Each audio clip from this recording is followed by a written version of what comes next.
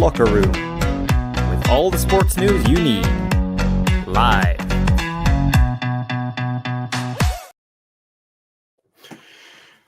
There we go. The transfer window is over, and guess what? We're still here. Welcome to the Locker Room on Independence Live, because nobody will have us. That's why. We are joined by myself, Michael, and Mick Machine, and Mr. Graham Duffy. I can't get that. Nice to see you, Graham. How are you? I'm very well, mate. It's Friday afternoon. I'm on here with my two favourite guys, and Lawrence Shankland is still a Hearts player. How can I not be delighted? Exactly, yeah. And Stephen, besides the man about town, you might have saw him in your local boozers Monday to Friday, but he gives us 2 hours of his time on Friday night, and there you go. Hi, Stephen, all right? I'm very depressed. I'm on here with 2 mediocre guys, and Kevin Van Veen's now a Kilmarnock player. Well, no. Yeah. And the contrast of transfer windows, that's what we'll call that, Mike.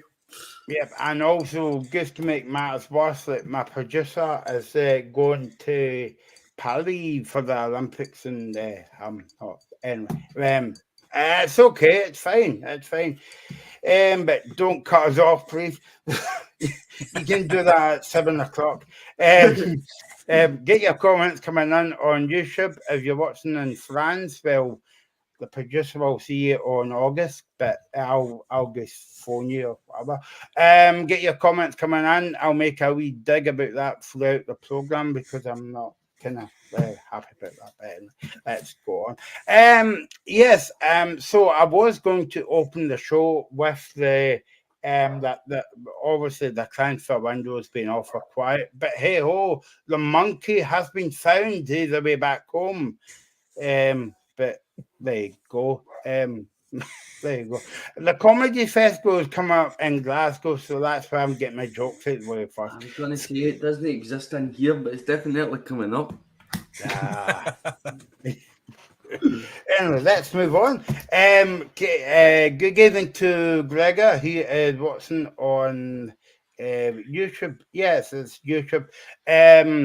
Keep your comments coming in. We're here all the way through until 7 o'clock tonight, and we're going to hear from some of the managers, and we're going to talk about football, obviously, and the Six Nations as well. So the transfer window has. Can you hear that? No. Okay. Can you? Okay. That's yes.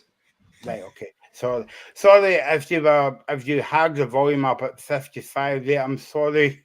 You might have to go and see the doctor after that. But anyway, that's just the way I'm feeling at the moment. So guys, quiet transfer window up here in Scotland. Graham will be happy. Stephen Naismith said today that the deadline is now over. We don't talk about it again until the summer, and I suppose that's the way that you're feeling, Graham, as well. Absolutely. I'm delighted. I've been pretty much confident all January that Shankland wasn't going, but certain media outlets, certain pundits were convinced he was leaving, and I just sat back and he wasn't going, so I was delighted when that window slammed shut last night. And yeah, delighted. He's obviously still got a contract on the table, but there's no rush. He's got 18 months left. Now, we know that Naismith did say in his press conference today that the deadline had been closed. That was a couple of days ago for him to sign that contract, but there's no rush. We can sit back, relax, and see what happens after that. I don't know if he'll go in the summer. He might well do, but at least it gives us time to get somebody else in, as difficult as that's going to be. But the main thing from you is we kept Shankland in January, and we've done that, so I'm delighted. I don't ever think there was really any interest from Rangers. It was all media-driven, which, listen, it happens. But no, I'm delighted. And the thing for me is as well, we did our business early on. We had to get our right back in. We got Lembakisa in. We didn't want to sell Shankland. We've not. And we've managed to get Scott Fraser in as well as an added bonus. So I'm delighted with that. But I think in terms of the overall window, I've got to be honest, I think Kilmarnock have had a brilliant transfer window. Not just summer, but January as well. I know that Stephen's raging. But to bring in Kevin Van Veen to Kilmarnock is a brilliant signing for them. And I think that might now just actually help Kilmarnock get 4th place. It's a brilliant window. I know that obviously Celtic have not done that well. They got Adam Ida in yesterday. Rangers got a few players. Hibs have got a few loan players and from Bournemouth and stuff, but they're very young. A couple of 20-year-olds and 18-year-old there.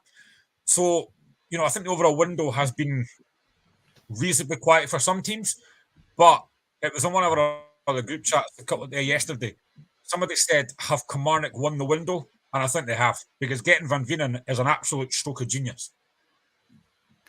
And as from a Motherwell point of view, Stephen, obviously the rumours was about Van Veen coming back to Motherwell. Yeah. We knew that wasn't going to be the case now. He's away to the nightlife in Kilmarnock as well.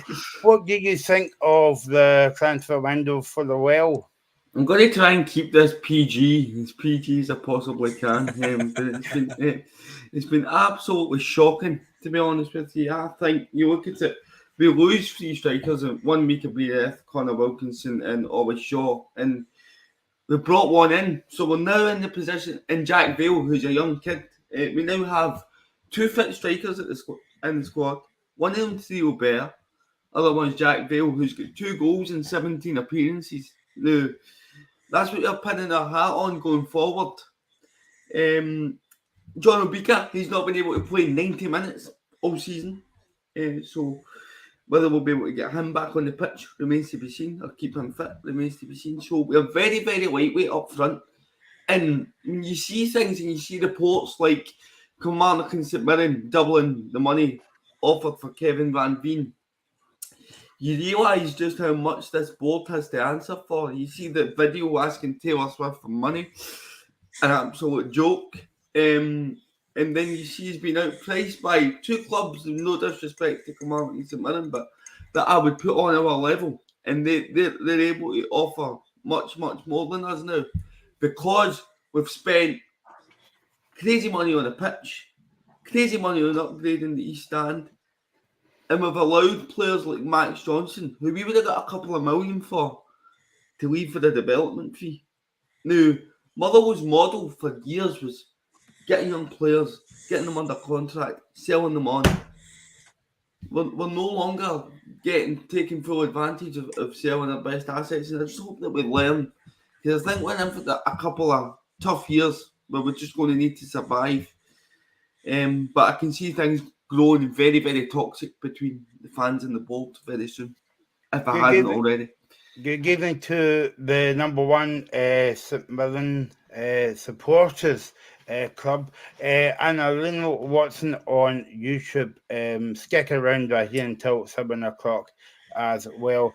And tell us about your business, St Mirren fans and Dundee fans. Are you happy with the window as well?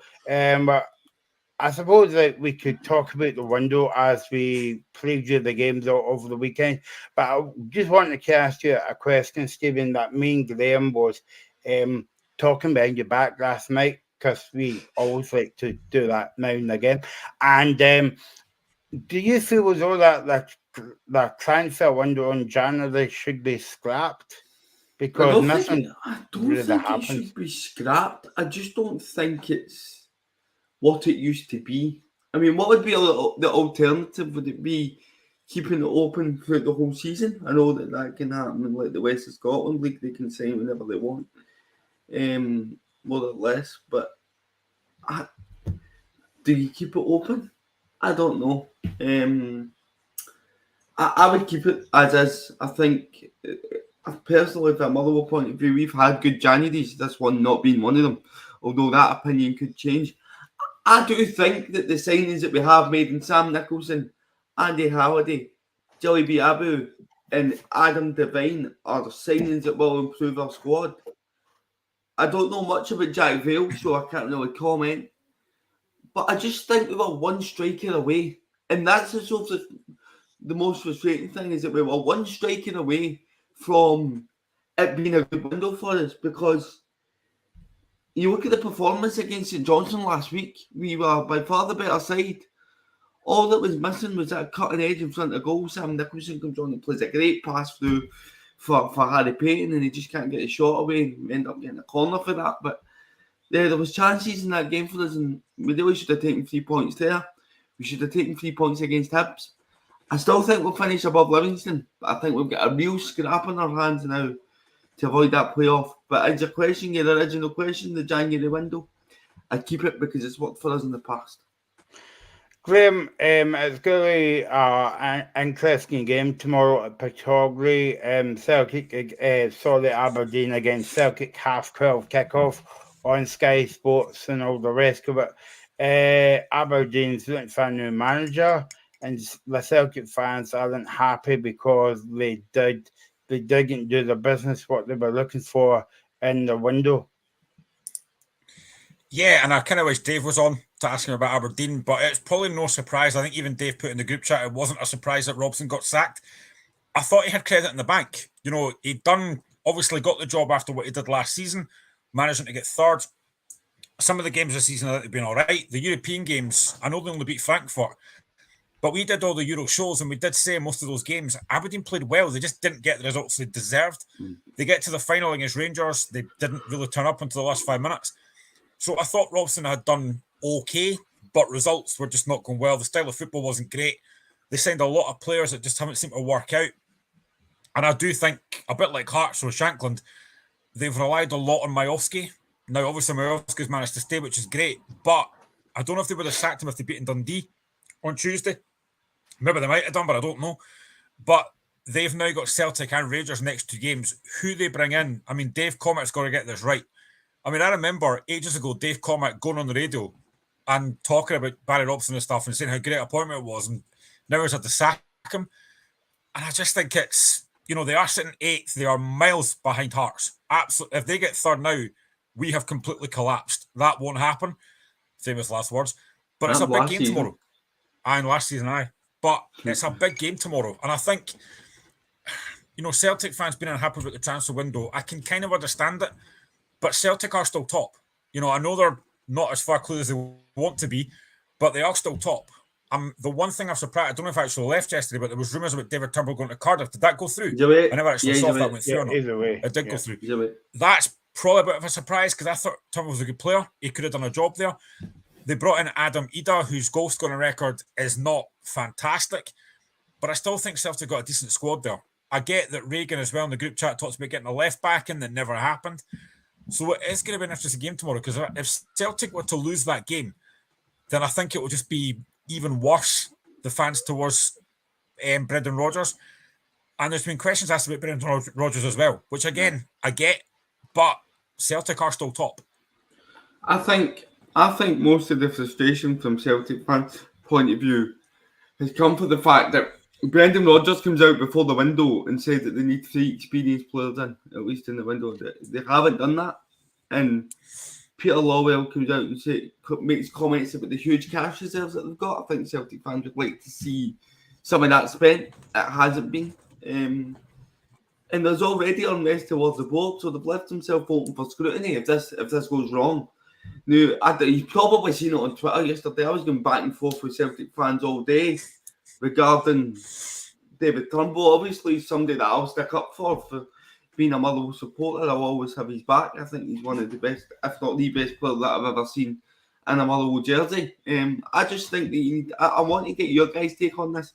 I think you need to get him in the right system. I think when he was playing at Motherwell, he was deployed in behind the striker, and we had 2 workhorses, and behind him, one of them being Alan Campbell. Most of the time at Celtic, he's played in the midfield 3, where he's expected to do the same amount of work rate as the other 2 midfielders beside him. That's not his strength. His strength is not his defensive capability. His strength is getting him on the ball in the right areas and allowing him to flourish. You don't see, and by the way, I'm not comparing them to these players in terms of ability, but you don't see De Bruyne being asked to defend. You don't see Bruno Fernandes, James Maddison. You don't see the defensive demand on them. They're allowed to get the ball in areas where they can hurt the opposition, and that's exactly what you need to do with David Turnbull. And by the way, I'll just stress again, David Turnbull is nowhere near the ability of those 3 players that I mentioned, but that's the type of player I see him as. Graham, have you ever thought a team winning at home 1-0, and okay, Celtic were very poor last week, but still get booed off the park?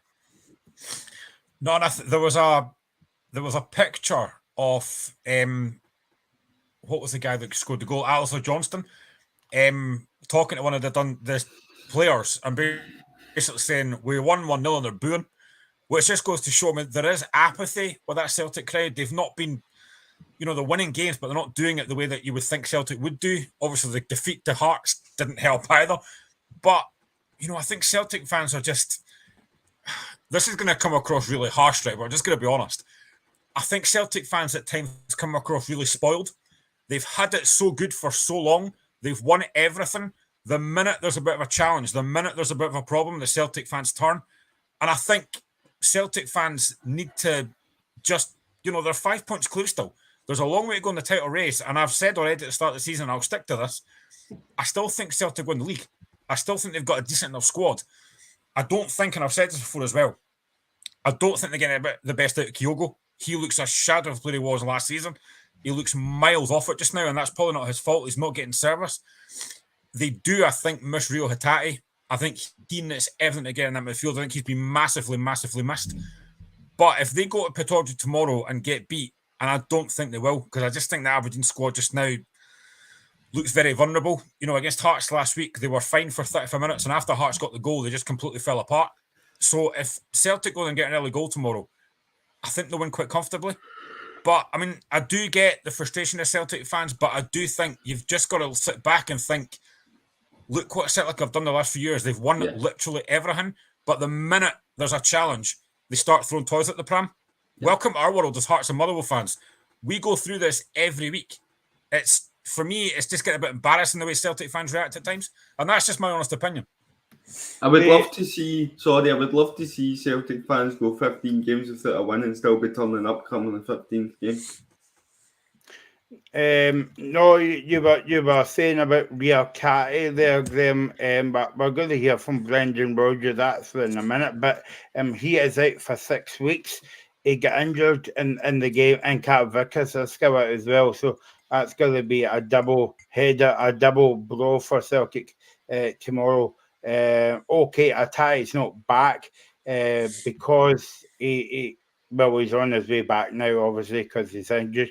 But I'll tell you what, let's hear from Brendan Rodgers about the game tomorrow against Aberdeen. I mentioned before, but the improvement in the level of quality and coming in, and the two guys will certainly give us that over the short, medium, and longer term. You mentioned quality a lot. You feel those two are the quality to bring the team up another level? Yeah, but they're certainly going to support what's here, and I believe, again, it's just about having that depth and the strength and depth for us, which I thought was key in trying to build the squad, especially with the number of players that we've had out injured this year, unfortunately. Like of Adam, I have absolutely no doubt when I came across his name, I was really excited by him because I'd seen him as a young player, and obviously with the playing as a 17-year-old in the 21s with the Republic of Ireland, and obviously then in the Premier League up against my teams, and just seeing his physicality and pace and power and ability with the ball. So and obviously still very young, 22 years of age. He still got so much potential and so much more development left in him. So, but he's got enough experience having played in the Premier League, and coming to here, as I said, for 4 months we can take a look at each other. I know he's absolutely so excited to be here at Celtic. From where he's from and where he comes from, he knows the importance of Celtic, and I know he wants to really come here and make an impact. And as I said, I'm excited about his talent and see if we can unlock that, because if we can, then he can be absolutely brilliant for us.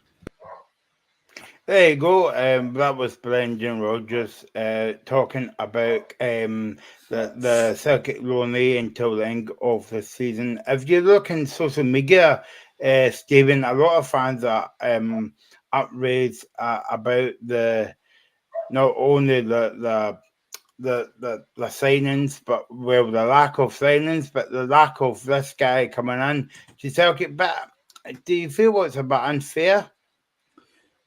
I think if you're looking at stats, which is something that Motherwell fans love to do anytime we make a signing, then it's not one that you'll go, oh, but you never know. Sometimes somebody can go to a club and it can just work for them. So I think they need to give the boy a chance. Does his record immediately jump out at you? No, but does he have attributes? I've seen bits of him. He's got real pace, real power. So I think he will cause defences problems.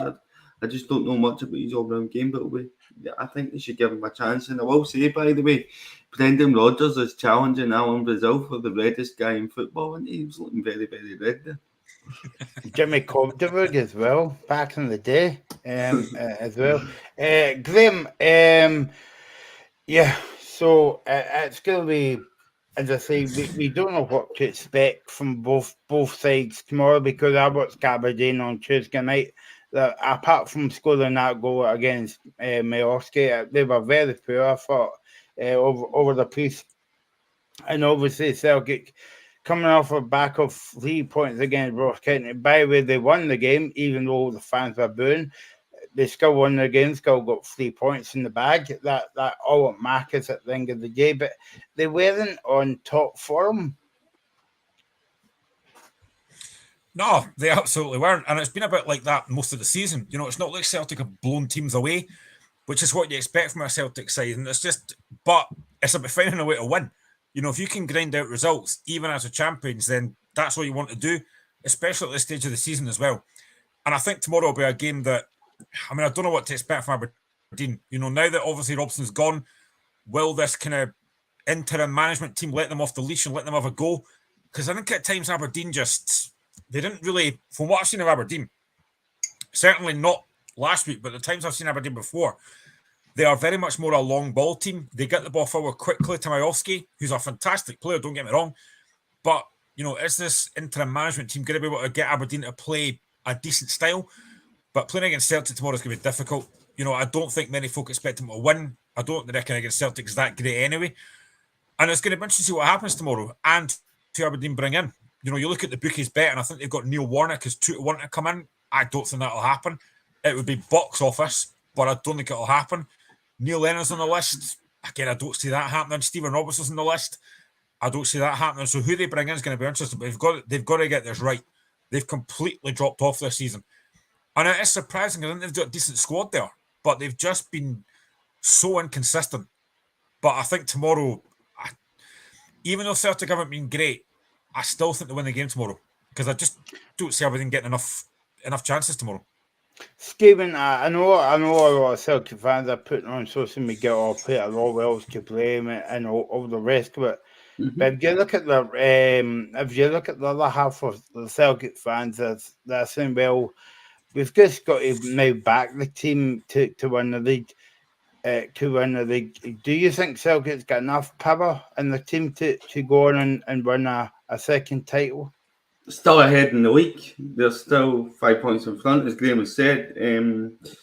Although I do think where that's slightly different is I think the Rangers are really coming on to a game, and I think that's been illustrated in the form of Cyril Dessers. I think he looks like a completely different player to the guy that we've seen at the start of the season. He's starting to take the chances that he's getting, and I don't know. For me, sometimes when a team has a bit of momentum, it can work in their favour. And I think that if tomorrow's massive, because if Celtic don't win tomorrow, it will allow this narrative that the board haven't done enough to gather momentum, and everything around Celtic Park will become toxic, and there'll be unrest amongst the supporters, and that will then translate, I think, to the players on the pitch. So tomorrow is huge, and you need to look at Aberdeen as well. I know Graham's saying that he expects Celtic to win, but Aberdeen fans have been shouting for Barry Robson to be sacked for quite a while now. We've seen the banners, etc. That stadium will be buzzing. So if Celtic don't nullify it quickly, Aberdeen can work their way into the game, and and it can turn into a real dogfight. So, no, I think tomorrow will tell you a lot as to the way the title race is going to go and how the rest of the season is going to pan out. Here's a Glenn, here's a question, right? Obviously, a lot of blame's getting put on Peter Lawwell's name, but which is fine. I get that. But does Brendan Rodgers need to change something? Does he need to change the system? Because, as I said earlier on, he's not getting the best out of Kyogo. And Kyogo, on his day, is the best striker in Scotland. So does Brendan Rodgers need to change something? I think so. I think if we could look at Celtic this season, the one word that I would sum them up would be flat. Last season we associated them with energy, intensity. That always seems to be gone.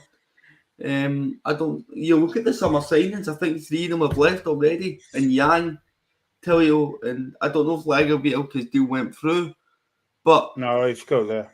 But even the fact that there was talk about him going just shows you how poor the summer recruitment was. So we'll see how Nicholas Kuhn comes in and does, and we'll see what Adamida can provide up front. But I do think there's something needs to change. What do you make of Neil Lennon's comments? I thought were completely bizarre that Kyogo's lack of form is not down to his changing role. That it would have happened this season anyway. That's something I completely disagree with. I think you just need to look at his position that he takes up on the pitch. He comes a lot deeper. He doesn't play on the shoulder. He's still getting chances and he still has missed a good few sitters this season, but I don't know. I just think Kyogo's been nullified by the system that Celtic are playing. Glenn, but before we move on to talk about Aberdeen, that Celtic playing tomorrow, and I know we were on last weekend, but do you feel as though that the Celtic fans were booing just because of the lack of investment in the team, but also the 2 penalty misses? Because, I mean, well, to be honest with you, they were so embarrassing, right? You would see maybe a good penalty taker down the park on the Sunday morning at a pub team, right? But the thing is as well that that actually sets the tone for the whole game as well, you know, because if he misses the 2 penalties, all the team's thinking about is the 2 misses for all over the game, you know, and I think that was a difference last week as well, because of, okay, don't get me wrong, if they 2 penalties went in, I think Celtic would have went on 1, 3 or 4, maybe 5, you know. But because they missed the two penalties, do you think that's kind of like set the tone for the whole game? Possibly. I mean, I was always at the Hearts game last week, so I didn't like to see the Celtic game, but I had kind of the flash scores on. I see when it came through that Celtic had scored in the first minute, I think most of us thought, well, I'm going to get about 10 more flash scores through from that Celtic game because getting a goal up early on, they're going to hammer Ross County now. And it never happened. And then you see the 2 penalties. It was bizarre. You know, the first penalty, obviously, Palmer, it's a poor penalty and it gets retaken, but then he sticks it in the same corner. And it's just exactly the same outcome. I don't know why he didn't change it or even change the penalty taker.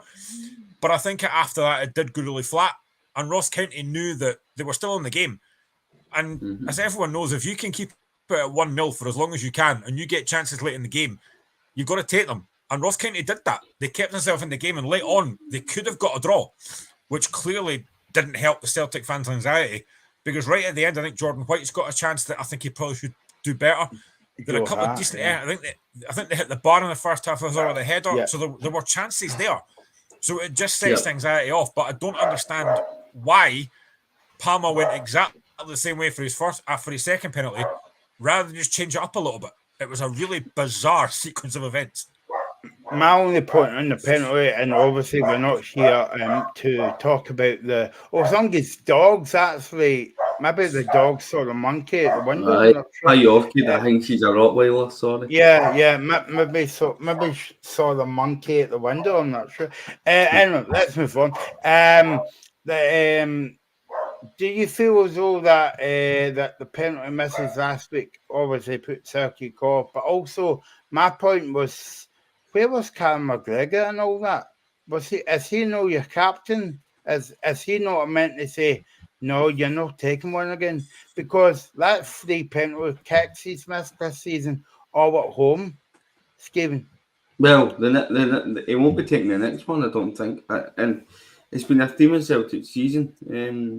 There was a game very similar that they had against us where they were only 1-0 up, they missed penalties, and then we do score late on. So it just shows you the importance of getting that second goal. Because, well, it's 1-0, it doesn't matter how much dominance you're having. The opposition are still in the game. Callum McGregor, we've seen in the past that he can take penalty kicks. So that may be an option.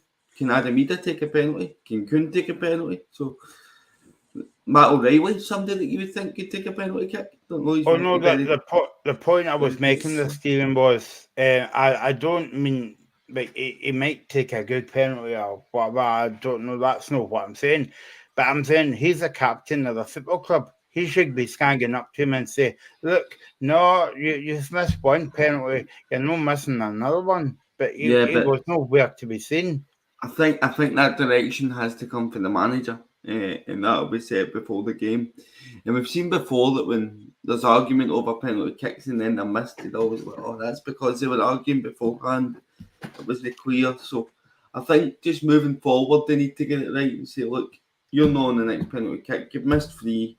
Somebody else is taking them. This is where I've got a lot of respect for Lawrence Shanklin, because obviously he's missed 3 in a row. We got a penalty last week, and he decided he could have easily said, "I'm going to keep taking them," but he didn't.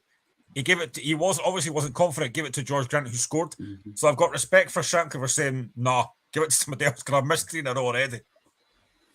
Okay, let's move on now to talk about Aberdeen, Graham. And it's been a hell of a couple of weeks for Aberdeen. Funny season, actually.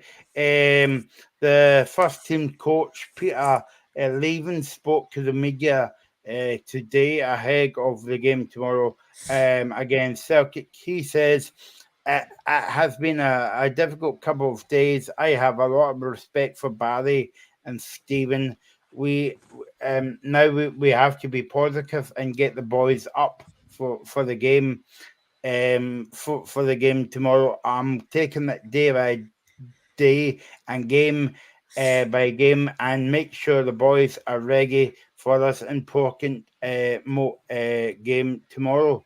Graham, I'm a bit like you. I kind of feel a bit sorry for any manager that loses their job, but I mean, if you look at Robson's record, all right, they're lying, 9th at the moment in the league, and Aberdeen should not be in the bottom 6 at all. But in the seasons where they go to Europe, all right, they get knocked out. They beat Rangers once this season. They beat them last season at home. Now, correct me if I'm wrong, but I mean, of all the managers out with Brendan Rodgers, nobody's managed to beat Rangers kind of like back to back. I know, and the thing is, they're actually closer to Livingston than they are at Hearts. But they were riding the crest of a wave last season when Robson came in. You know, they managed to finish 3rd because we threw it away. Then he gets the job permanently. You think, right, what's he going to do? And he was doing, I think, okay, a couple of decent results, obviously beating Rangers, like you said. And like I said, he'd actually done well in Europe. They should have had more points than they did and got out of that group. It was a bit harsh that they didn't. The cup final against Rangers, they were very poor until the last few minutes when they were 1-0 down. But I thought he might have a credit in the back. But I think it's a bit like Stephen Naismith. It always felt like he was one game away from getting sacked. He's had 9 months in permanent charge, which doesn't feel a long time in football. You know, I think we did a thing ages ago about when is the right time to sack a manager. 9 months seems far, far too short. But you go on Twitter or you go on our chat with Dave and stuff, and he's been saying for a while that this has been coming. Aberdeen fans have not been happy with him. I think had they beat Hearts last week and then beat Dundee, we wouldn't be having this conversation. But results change the narrative, and he's not getting them. And now he's got 2 big games against Celtic and Rangers. Obviously, not going to get that now. So, but they've got to get this next. Dave Cormack's got to get this appointment right now. If they get this one wrong, then I think you mentioned that actually as well in the group chat. You know, should Dave Cormack take responsibility? And I think he should. He appointed Barry Robson on the back of what happened last season, and it's failed. There was all very well saying, "Oh, you know, Barry did a really good job and stuff." You're going to say that in public, but deep down he must be thinking, this just hasn't worked. And the league table doesn't lie. They're sitting 8th. I mean, like you said there, Aberdeen should not be out of the top 6. Now, listen, they could still get the top 6 quite comfortably because they're not that far off it. But this next appointment now is crucial. They have to get that right. They can't afford to fail again. Stephen, if they don't make the top 6, right? This is a second season in a row that they've not made the top 6. And do you think that fans will have their knives out for Dave Cormack now? Because obviously, I mean, forget that the thing that he was on the telly and he was, you know, he was getting upset and all the rest of it. I have my own, I have my own opinion about that as well, by the way. But do you feel as though Aberdeen fans should be going after him? Because as Graham said, and I've kind of said this week as well, that he appointed, like, was it 3 managers now, including Bryn and Scott Brown, back to Aberdeen. Yeah, no, but I was a bit confused there because they did finish in the top 6 last season. They finished third, but I know I was it the season? Was it the season before that they never finished? Yeah. So between the last 3 seasons, I mean, a club like Aberdeen, they should be either 3rd or 4th of the season. That's where they should be. It's between, for me, Hibs fans will hate me for this, right? And this isn't me sucking up to Graham, by the way. But for me, after the Old Firm, it's Hearts and Aberdeen. That's the 2 that should be challenging for that 3rd and 4th spot. I think, and when that's not happening, you're always going to have unrest amongst Aberdeen supporters. And it's brilliant to watch as a Motherwell fan because the seasons that we've just absolutely outshone them. It's been absolutely amazing. And then you like to remind them that they've always got the videos of the 80s to get back to. But no, seriously, there's always going to be unrest when a club like Aberdeen don't finish in the top 6 because it's where they should be. Talk about a new stadium. In fact, the new stadium's went through, hasn't it? Yep. They're moving to a new stadium, so they've got a huge fan base. They should be 3rd and 4th of the year, but shoulda, woulda, coulda. For me, out with that Aberdeen, Hearts and Hibs, out with that 3 that you would place between 3rd and 5th, there's always one that massively underachieves every year, and there's always a team like Sabine Kilmarnock and Motherwell that creeps in. So, no, there will be unrest. But Aberdeen are always going to come back. What do you think? It's funny. They've got Celtic and Rangers in the next 2, right? And they've still got to play Motherwell, still got to play us. We're only 5 points off the top 6, and that's crazy. That's crazy. That's where I was going with that question, because I was going to say, you mentioned this in one of the group chats as well, that like you are sitting 9th, but you're only like 5 points off the top 6, and you've talked about the league and how tight it is, and it just goes to show that 1 or 2 results and you can fire yourself up the table, because the rest of the, obviously Celtic, Rangers and Hearts at the moment are quite far ahead, but the rest of that league is just so tight. It only takes a couple of wins and you're right back up there. No matter how poor you might be, you're right back up there. That's why I was so disappointed that we just didn't sign another striker, because there's an opportunity there to be had. There's an opportunity there to go and finish in the top 6 and completely turn the season around. Now, as I've said, and I'll repeat myself, I think that the fullbacks in Adam Devine and Biabu that we've bought in from Sheffield United, who, by the way, was linked with Chelsea last season, are good signings. That they will improve the team. And I'm just glad that he gets Stephen O'Donnell at the team, because he did. Stephen O'Donnell does a job, but for me, for the system we play, he's better in the right centre-back role than he is in the right wing-back role. He doesn't have the legs to play wing-back. When he gets the ball, there's so many times that he comes back inside, and you can see that imbalance, because when Georgie Gent gets on the other side, he's looking to go forward. We need both full-backs being able to push up the pitch. That's what it gives us now. So we've got that. I'm just hoping that we've found a gem in Jack Vale, and Theo Bear continues what Theo Bear's been doing, because I have to say he has proved me wrong. But it's going to be very interesting. The next couple of games are huge for us. We've got Kilmarnock and Ross County coming up, and we really need a performance. Graham, before we move on to talk about Dundee and Hearts tomorrow, do you think the only bonus for Aberdeen fans at the moment is Majorowski still at the club? Yeah, definitely. There was actually talk yesterday that the Duke might have gone before the window shut and he stayed. But I think the main thing was keep, like us from Shankland, the main thing for them was keep Majowski. And again, I don't think there was any actual bids in for him. So they've managed to keep him, which is huge. And if they can get him, obviously, getting chances, then he could cause a threat for Celtic tomorrow. I think Aberdeen were very direct. They did that with Rangers at Pittodrie and it worked. They went direct, got the ball over the top. And the fact that Carter Vickers isn't fit for Celtic, I think they might just do the same thing again. Get over the top, try and get Majowski behind and try and cause a threat. But if Majowski gets injured, then I think Aberdeen could be in real trouble. Not in terms of going bottom of the league, but they could find themselves in trouble because they don't have, apart from Duke, they've not really got much else in the way of attacking players. Graham, the Stephen Naismith had a big smile on his face today. Not because So did I. yeah, well, yeah, I'll get that out of my mind now. What I was going to say, no, yeah, I don't know if he had a smile on the face because he was speaking to the media today or whatever. But basically, he was saying like that, as I say, at the top of the show, that the deadline is now over, and we don't talk about him again, and him meaning rather than Shankland, then you must be happy. Mate, I'm delighted, but I've been saying all January wouldn't go. I was quite confident, and I was getting messages from other folks saying, "Oh, is Shankland away?" Like, I even got your messages yesterday saying, "Is Shankland going?" I was like, "We're not going to sell Shankland with a few hours left the window. It's not going to happen." And this was always the main thing for me, keeping Shankland in January, because he's the difference between getting third and not getting third and get European football. And I know that. Like, I think we've got a really good squad, but Shankland has got 19 goals for us this season. It was imperative we kept him, and we've done that. So, yeah, I was delighted when that window slammed shut yesterday, and it was so important to keep him.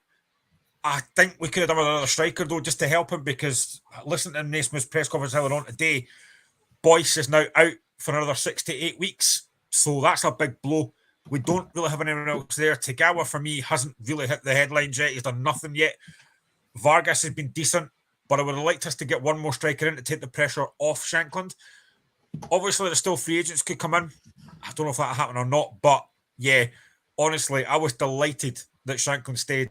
And like I said previously, it was, and Stephen knows this as well, it was all media driven. There was never any sign that Rangers wanted him. There was never any inclination Rangers wanted him. It was all driven by the media.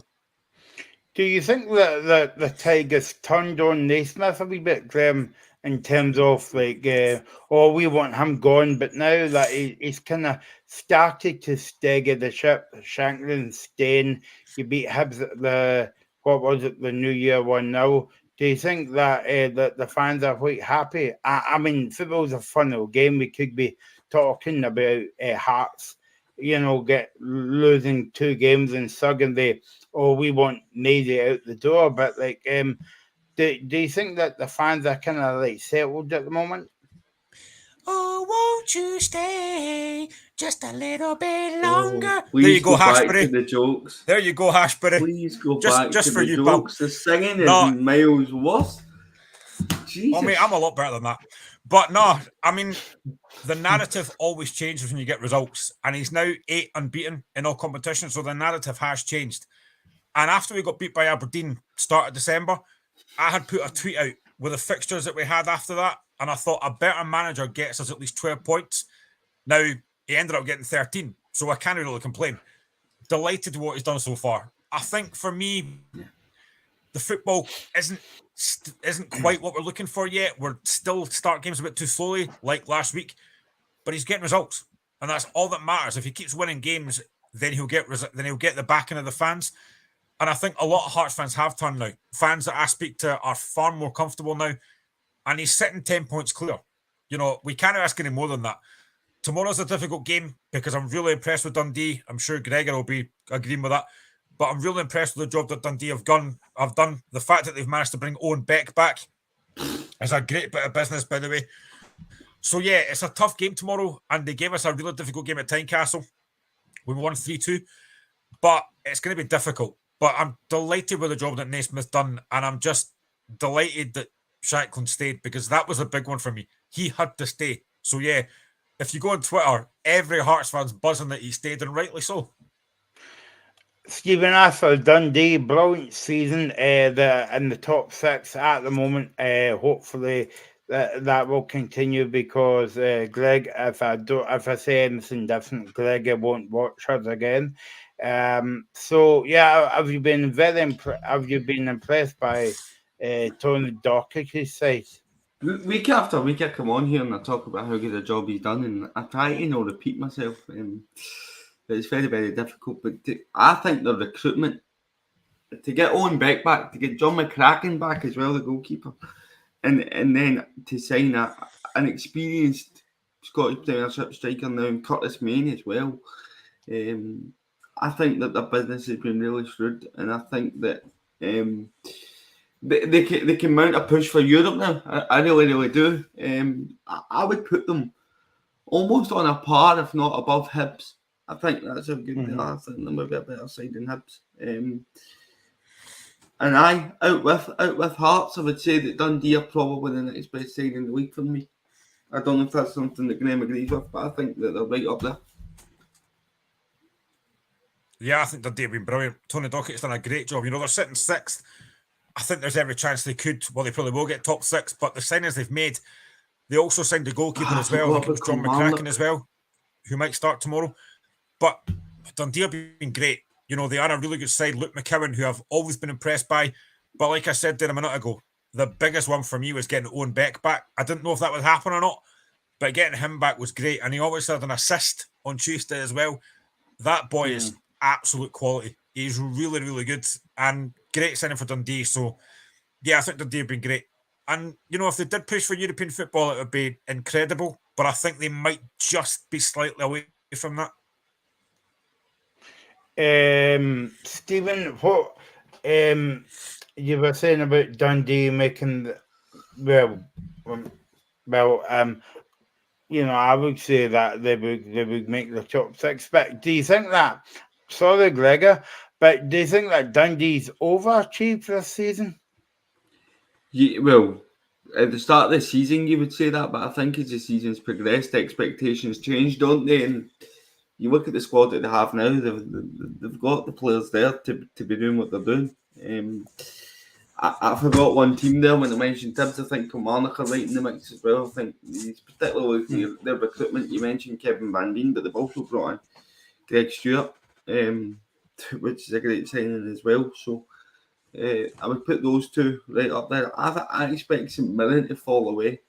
I don't, and I'm sorry, as we know they're still there. I know you had to go for the curry, but I don't think that James Scott is the player that is going to push St Mirren on. I think that the two sides are stronger. I expect that to be the 4 teams in the top 6 though. I think it will be Hearts, Killie, Dundee, and then maybe Hibs now. I think it'll be St Mirren, then us. So, but I think St Mirren will fall away, and I think that Dundee will really kick on there. Dundee will fancy their chances as well, Stephen, because obviously they're at home tomorrow against Hearts. Yeah. I think any game at Dens, I know it can be a bit wet at Dens and the pitches, it's almost like playing on a puddle. But we've seen that even in August. But no, Dens have got a huge slope as well on that pitch. I think that always plays into teams' advantage, and I'm surprised that a team like Motherwell got rid of theirs. But no, Dundee at home to Hearts, they'll really fancy themselves to kick on and to go and win that game. And I think, I'm sorry, Graham, but I'm tipping Dundee for the win tomorrow. Boo! You're coming back on this show. That was my dad booing and he's way out the door there. Yeah, I know. Yeah, I thought he was running and the pies and pizzas and all that. But Graham, what do you think tomorrow? Do you think that what do you think the score will be? Well, I've been saying pretty much all week it'll be a really tough game. Like I said, Dundee have done well, but I think I'm just going to have to tip Hearts to win by the odd goal. I think it'll be 2-1 to Hearts. It'll be very, very difficult. Dundee have obviously beaten us at Dens Park already this season with that Luke McKinnon wonder strike. But I just think this Hearts team's got something about them just now. We don't know when we're beaten, which is great. We've come back twice now in the last couple of weeks. So, yeah, I think we'll win, but it won't be easy. Wait, see, before we move on, Michael, I just want to ask him, the signing of Jan Danda, Graham, you've got the man, he's coming in the summer. Surely you must be buzzing with that. I mean, we spoke about it earlier in the season, the potential of him coming in. Now you've got him. I'm delighted, mate. Absolutely delighted. I've said to Ross before, I'm a big fan of Danda. I think he's creative. He's really, really good footballer. He's something that I think we lack a little bit when Barry Mackay's not there. And obviously, Alec Leiders will be back to Rangers. So I think Danda's a great signing. Delighted with that. I can understand why Ross County didn't want to let him go now. I get that because he's their best player. You want to keep him for the relegation battle. That's fine. I didn't like the comments that Derek Adams made that Hearts have got no money. That was just absolute nonsense. I'm not the first time The irony of like saying that. it at Livingston as well. Brilliant. Honestly, mate, I was raging. But no, honestly, the signing of Danda repeat contract is a great signing. Fantastic signing. I'm delighted to get him in. I understand why Hearts didn't pay the money for him now, because why would you pay the money when his contract runs out in the summer? I get it. But to have him coming in the summer and potentially as well, the signing of James Penrice as well for Livingston, which would be a great signing for me if we get him in, because there's every chance that Alec Cochrane might leave. So we've got Penrice coming in as well. It's great business. Absolutely great business. But I'm delighted that Danda's coming in. Been a big fan of him for a while. Not just because of the free kick he scored at Tynecastle.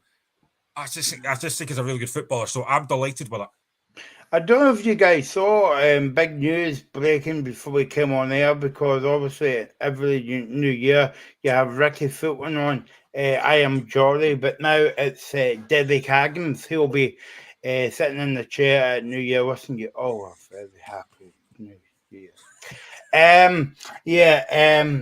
Okay, let's move on now to the other side of Edinburgh. Hibs against St Mirren tomorrow. Graham, it's a big couple of days for Hibs because they've got St Mirren tomorrow, and obviously they've got Celtic on Wednesday night. And when I found that game out, that game was on Sky, and then they actually fell on my chair that they were covering a midweek game. So well done to Sky and all that.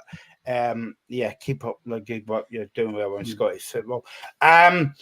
You can tell I don't work for Sky anyway. But anyway, let's move on to the game. Nick Montgomery said, we're happy with the window, and it was an important window for us, and we're looking forward to see the new guys in action tomorrow against St Mirren. Graham, I was going to say this could be a very difficult game for St Mirren, but you don't know what you're going to get from Hibs. No, they are very inconsistent. Another team that probably shouldn't be in the bottom six, but that's where they are. And I think Hibs fans are delighted with the fact that they've got this billionaire guy in from Bournemouth. But I keep thinking about the fact that it's only a minor investment. You know, the guy's not going to be ploughing tons of money into the club. And I think he wants to obviously help out the stadium as well. So I think Hibs fans need to just relax a little bit. It's not a big investment, it's minority. And again, you look at the signings that they've made. Again, like most teams in Scotland just now, it's all loan deals. And two of the guys that they brought in yesterday are 20-year-old, and one of them is 18. So they are very much project players. They won't be there for they'll be there for the rest of the season. So they're going to have to try and obviously get at the team and see how they're going to get on. But they're going to have to get used to the physical battle. But listen, Hibs fans are delighted, and rightly so. It's different. They've got new players in, which they're delighted about. But it's going to take time. You know, last week, fair play to them. They came back against Kilmarnock. I think Kilmarnock should have won that game. I think the red card does change the game, and I'm still not convinced it's a red card, to be honest. But they did get back in the game, so it's going to be interesting. You know, St Mirren have fallen away a little bit. I watched them against Rangers last week. I thought they competed well. Really poor goal to lose as well. But I thought they had chances in that game last week. But they need a win from somewhere. You know, they have really fallen away. So it's going to be an interesting game tomorrow. But like you said, Hibs are so inconsistent. You don't know what you're going to get. But at home, it should be a game that Hibs do win, but it's going to be difficult. What do you think of this? The billion there of coming into Hibs, Stephen, because I always feel it's gigging away. But are they using Hibs as a kind of cash cow a wee bit? I think, and I don't know what Graham thinks of this, I think if there's stuff like this happening in Scottish football, where people with money are coming into clubs like Hibs, it can only be a good thing, because then more people might get interested in, I'll have a dip in at Motherwell, a dip in at Hearts, hopefully, for this. But no, I can see why Hibs fans are excited. Why wouldn't you be? You've got a guy coming in, investing in your club, giving you money. I mean, Motherwell have to put out videos to try and get people to give them money. Hibs can do it willy-nilly. It just comes out the blue, so I'm a tad jealous. But no, 7 new signings, and Emiliano Marcondes that they got for Bournemouth. He is a player that's playing at a really high level. So, no, they've got every right to be excited. I just think with Montgomery's teams, what we've seen, and it was evident in the Rangers game, because Graham's right, they did look okay going forward, but they're so open, and you know that you're going to get chances against them. I think that's the thing. So, against Hibs, you know you're always in the game. You're always in the game, no matter, even if it's like 2-0, there's a chance that you can come back. But they've got every right to be buzzing. I just hope it starts to happen for more clubs. Glenn was saying about Stephen. Glenn was saying about Hibs being a bit inconsistent. I think you would say the same thing about St Mirren as well. I don't think they are like hitting the heights of last season. No, but there's time left. We've still got 16 games left or so. 15, 16 games left in the week, and Hibs are currently sitting in 7th, you know what I mean? Just behind Dundee. They're only 3 points behind St Mirren in 5th and 6 off Kelly in 4th. So there's a bunch of teams competing for that 4th spot now, and Hibs are winning them. So they've signed 7 new players. The only question that Graham rightly addresses is, are they all going to gel in time? And if they do, then they can definitely push themselves up the week. But I just feel that you're always going to get chances. Always. Graham, what do you think of this game? Do you think it'll be a high-scoring game, or do you think it'll be a... Obviously, we like to build up the games on the show, but maybe we should do the opposite, right? Because when you build the games up, it becomes a damp squib.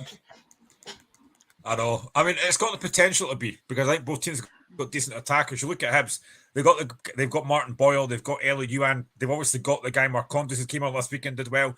So it could be a high scoring game, but you just wonder what both teams are going to be like tomorrow. You know, obviously, as I said, Hibs last week 2-0 down, they managed to come back and get a draw. Fair play to them. St Mirren and spells last week looked okay, but I think they're just lacking a bit of a goal threat in front of goal. But it's an interesting game. You know, this could go either way, or it could be a draw. But I just think at home, all the onus is on Hibs to win this game. And I think the one thing I would say about the investment from Hibs, and I said this in one of my own kind of private things that I did yesterday, on a TikTok video I made, I was getting asked questions about the Hibs thing. And what I would say is, if anybody wants to challenge Celtic and Rangers, then it's going to take somebody to come into one of these clubs with big investment, but they've got to spend the money wisely. You know, Hearts had this with Romanoff, and we challenged for a little bit and then completely fell apart. Hibs need to get it right. You know, if they're going to get this investment in, they've got to sign the quality of player that's going to make them challenge. Obviously, it's not going to be this season, but what they do next season could be interesting. That's what it's going to be interesting. But then I think back and think, well, there is a phrase called Hibstit. There is a reason for that. So they could easily make an absolute mess of this, which I hope they do, because it helps me. I'm so glad you said that there. I thought we were going to say something else there. Anyway, let's move on to the game at Fir Park, where Mascot Recycle we're going to. Via visiting somebody. I don't know why I said that for. Motherwell against Kilmarnock, Stephen. No, I'm looking forward to it. It's really important for this, because the Kevin Pickford derby. Shut up. I'm not talking about Yeah, that. yeah. Never thought, yeah. Okay. We're on the back. We're on the back of 4 games undefeated. 2 games we should have won. It should be 4 games that I win because we should have beat Aberdeen and St Johnstone. But no, tomorrow's performance is huge. Tomorrow's result is huge because it'll be the sign that we've really turned a corner. I think if we go and beat a side like Kilmarnock at home, I do think that there's more balance about the team now with the fullbacks coming in. Jack Vale, be interesting to see what he has to offer. But it's going to be tough, I think. Kelly, as Graham said at the start, Kelly have won the window. They've absolutely won the window. Greg Stewart coming in, Kevin Van Veen coming in. That front two scares anybody in this league. Anybody. And I include the Old Firm in that. It's absolutely frightening to think that's what you could be coming up with. And then you think that they've got the likes of Danny Armstrong behind that as well. So, listen, they carry real threat. They're a really, really solid side. And tomorrow will tell you a lot about where we're going to be. If we can get a result tomorrow, I'll be absolutely buzzing. Graham, Kilmarnock, Stephen says Kilmarnock won the window. I can't help but saying that, but the Kilmarnock fans will be saying, "Oh, what a pain that is." Sorry. But you know what happens, Glenn, when somebody signs for a new team and the first game is against the old team. Sorry, Stephen, it might come back to haunt you. Yeah, I mean, you know what's going to happen, don't you? You're just waiting for it. And Motherwell fans must be waiting for this tomorrow as well. But it is going to be interesting, and I think Kilmarnock have had a great window. You know, some of the players they brought in the summer as well. You're looking at like defensively, they've got guys like Stuart Finlay, they've got Robbie Dees, they've got Gary Mackay-Steven in there, they've got Matty Kennedy in there, they've got a lot of threat going forward. I think Kilmarnock have done a great job, and getting Van Veen in is just the missing link in that. And they've also still got Kyle Vassell up front as well to add to that as well. So they've got a really, really potent attacking force. And fair play to Cats, he signed really. Sorry, on you go. Continue. No, I'm just looking. Kevin Van Veen's last game was 17 minutes. He featured on the 24th of November. Yeah, so it's probably highly likely he won't start tomorrow, be on the bench. But, I mean, I just think overall, for Kilmarnock to bring in a guy like Van Veen, I know St Mirren were after him as well, but to bring in a guy with that experience, a guy that scored 40 goals in 83 games for Motherwell is incredible. And he will do really well. I know folk look at his age, doesn't matter. He's a goal scorer. And I think Kilmarnock have done really, really well. And, you know, they are going to be challenging for that 4th place. I think hopefully Hearts are clear in 3rd now. But they will be challenging for that 4th place. And tomorrow's an interesting game, as Stephen said. You know, it's going to be a real tell of where both clubs are. But I have to ask Stephen, because he mentioned it earlier, but I have to ask Stephen about that video Motherwell put out about the money thing. That was hilarious. Hilarious for you. Embarrassing, maybe. I would say embarrassing. But then again, see if it works and people do come in with funds. I'm not going to sit here and say it was cringy. I'll be loving it if people come in and be like, brilliant, bring the money in. But I just think Motherwell for years have had media teams that have been award-winning, have been up there. I think we were up there with Manchester United for the nomination for an award, and we won it at one point. That's how good our media team was, and still is, by the way, because what we did was we went to another media company and asked them to do that video. When you've got those guys working behind the scenes, I think there's only 2 of them now. There used to be 4 or 5 working in the media team, and that had been cut. But no, it was cringy. It's cringy. I think it just sums up the feeling between the fans and the club off the pitch at the minute. We've got a brilliant pitch, nice new East stand, or John Hunter stand, sorry, but we've got nobody. Lack of quality on it is what's killing us. I think Libban's going to do a video like that, Stephen.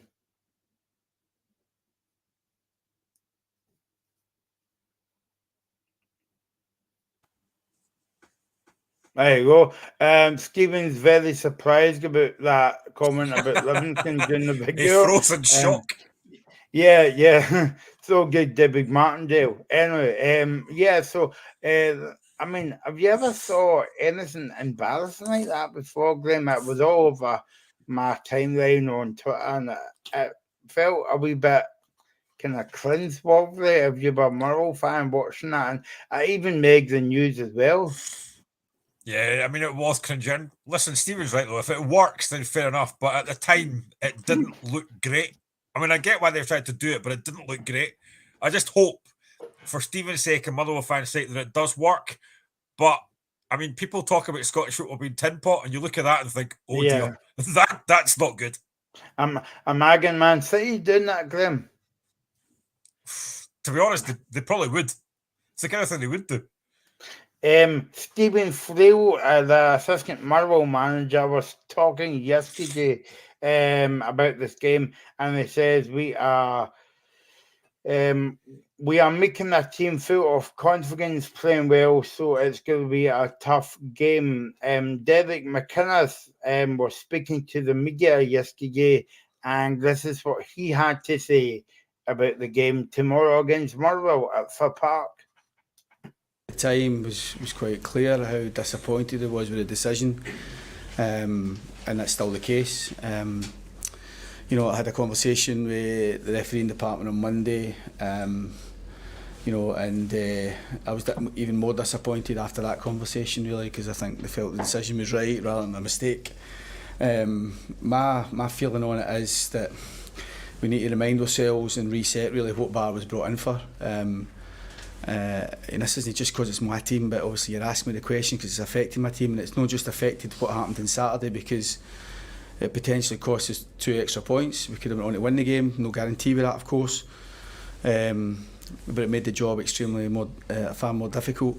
But it affects us the next 2 games with Corey being suspended. So my take on it is the referee is meeting you away, he's 3 yards away, he's in a brilliant position, he's got he's in the stadium, he gets a flavour of the game, he senses it, he's right in the heat of the battle, so to speak, and he sees it for what it is, which for me was a tackle that he deemed a yellow card offence. I didn't think it was a yellow card, I was a bit disappointed at the time.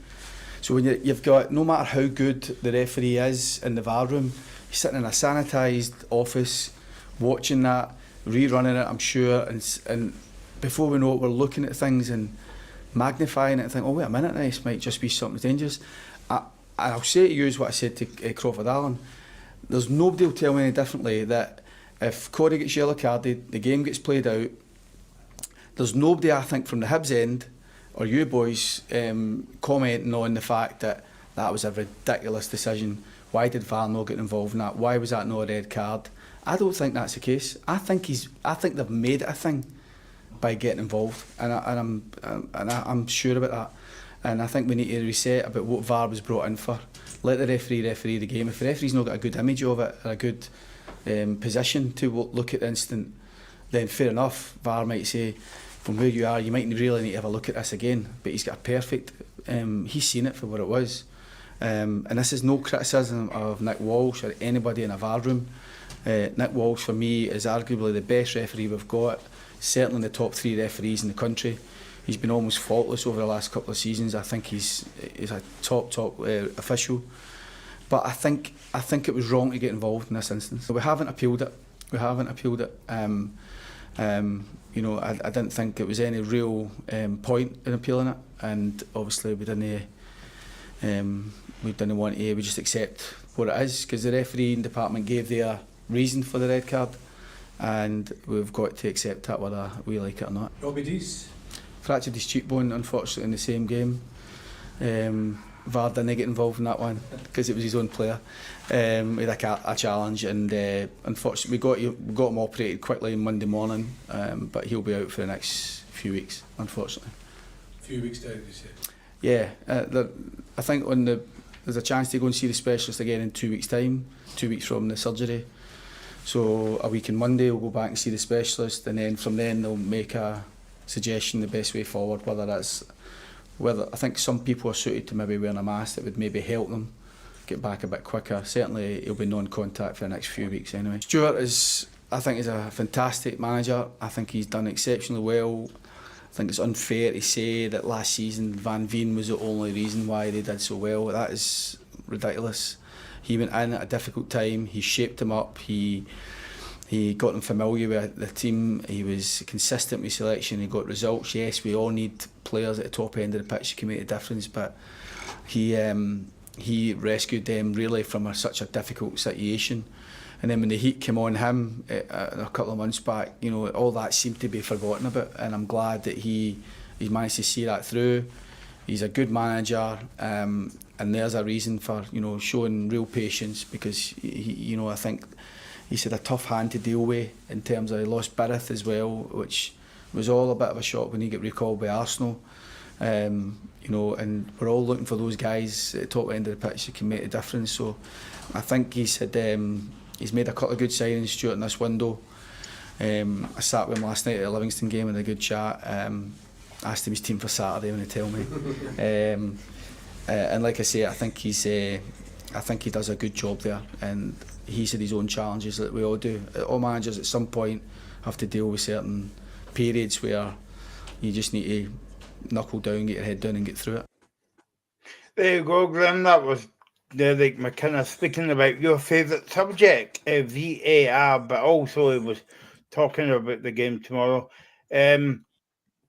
But I've got to agree with Derek McInnes as well, because I think I said this too when VR came out, Graham, that referee is like being basically the man in the mid. Well, the man in the middle with the spotlight, because obviously you talk about the game, but now you spend more time talking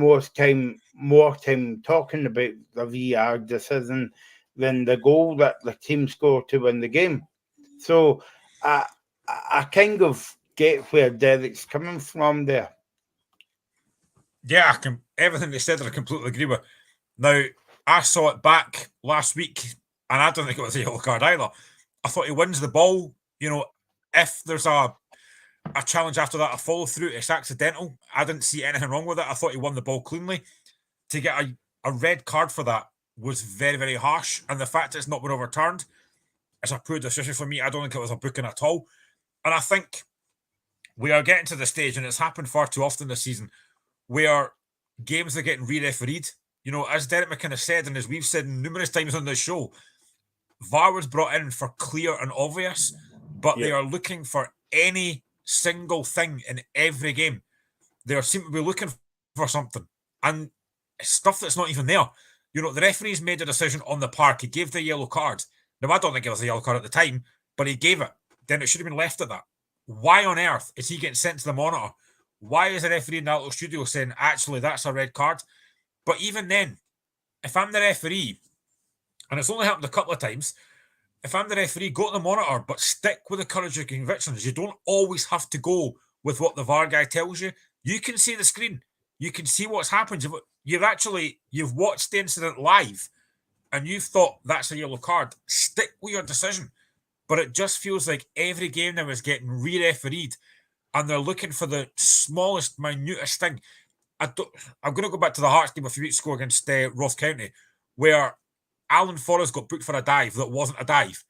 Now, the referee didn't get asked to go and look at the monitor, and it was a clear dive. And look what happens. It gets appealed. Hearts win the appeal. It should have been a penalty. Now, why the referee wasn't asked to go and look at the monitor and say, actually, that's a penalty, I do not know. There's just so many inconsistencies now, and it's getting boring.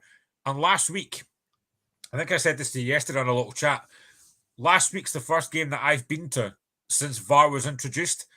And even though it helped Hearts because a Majowski goal got ruled out and we got the penalty, I didn't enjoy it because you were sitting there for 3 or 4 minutes waiting for the decision, because all you saw on the screen, on the monitor, was VR check. VAR getting checked for possible penalty, but you didn't know why. You didn't know what the excuse, you didn't know what it was for. And it's the same with the Majowski goal that got disallowed. I didn't know what happened at the time. So all you see is that little screen to say why it's been looked at. I just think it's getting, honestly, it's every week now. I long for the days. And, you know, the FA Cup game a few weeks ago, Sunderland-Newcastle, honestly, I enjoyed that game because there was no VAR in it. The Scottish Cup games, there was no VAR in some of them. And it flowed. The games flowed. But now, it's every single week. Every single thing's getting checked. And it's just ruining the game. And I completely agree with everything that Derek McInnes said there. They come out brilliant season for them. Not only they won the window, as I say, but they're up to 4th in the league as well, and they're doing well. They beat Celtic twice at Robbie Park, beat Rangers at the beginning of the season. I'm not saying that they are set to win to get in the top 6, but I think Kevin Van Veen's just clarify that, because if he can score goals for Kilmarnock, then they've got a good shout. Oh, definitely. And I think as well, they brought a guy they've got a guy in who knows the league. As Stephen mentioned at the start there about the last game he played, but once he gets up to full fitness, once he gets up to full speed, he will score goals. And as much as I think Kyle Vassell's a good striker, I think they do miss that bit more clinical edge, and Van Veen will give them that. And if you've got Danny Armstrong on one side and Matty Kennedy on the other side providing crosses for you, he will score goals, and he will absolutely elevate them to that top 4, I think. It's a brilliant signing. And I've got to be fair, Derek McInnes done a great job. He's done a fantastic job. And I think tomorrow, and I'm not just saying this because Stephen's not here now, I think Kilmarnock actually might win that game tomorrow, because I think what Stephen's mentioned is right. They need another striker, Motherwell has not got it. Theo Bear's done well recently, but that signing of Van Veen, I think, just pushes Kilmarnock that little bit extra more. So I think Kilmarnock will finish probably about 4th. They won't finish 3rd, hopefully. But yeah, honestly, I think Kilmarnock have done great. I know it's between them and St Mirren for Van Veen, but what a signing that is. Honestly, what a signing. I would like to know the stats, Graham. Obviously, you wouldn't know that, but I would like to know about players that sign for a new club that goes back to the old team and scores a winning goal.